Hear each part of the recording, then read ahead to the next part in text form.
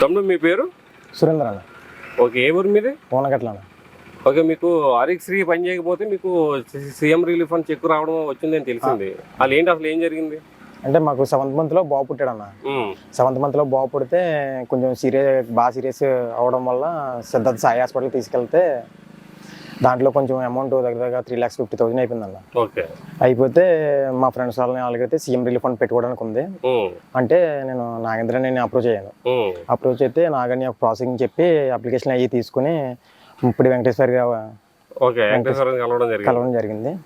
జరిగితే నాకు ఒక 3 months ప్రాసెసింగ్ అంతా అయ్యి 1,23,000 పడింది అన్న. Okay okay, CM relief fund. So మరి వచ్చినందుకు ఎలా ఫీల్ అవుతున్నావు? మంచిగా ఫీల్ అవుతున్నా అన్న. ప్రభుత్వం పరిపాలన బాగుంది, మంచిగా ఉంది. మరి ముప్పుడు వెంకటేశ్వర పాలన ఎలా అనిపిస్తుంది? బాగుందన్న, చాలా బాగుంది. గతం ఎమ్మెల్యేకి ఇప్పుడున్న ఎమ్మెల్యేకి ఏమన్నా వ్యత్యాసం కనిపిస్తుంది? చాలా ఉందన్న, చాలా ఉంది. ఈ పరిపాలన చాలా బాగుందన్న. ఇప్పుడు వెంకటేశ్వర కూడా చాలా బాగుంది. ఆర్ట్ఫుల్ గా చెప్తున్నావా?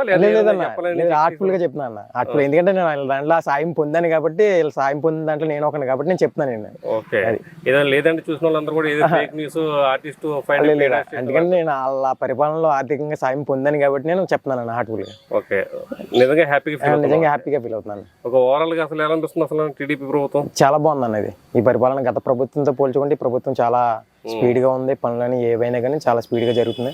రెస్పాండ్ కూడా అలాగే ఉందన్న. మీ ఊర్లో రోడ్లు గట్టే బాగుందన్న. ఇప్పుడు ప్రజెంట్ సీసీ రోడ్లు ఒకటి నిర్మాణం జరుగుతుంది మా ఊర్లో. మంచిగా చాలా బాగుంది. మొత్తం ఓవరాల్ బాగుందన్న. చాలా బాగుంది. Thank you.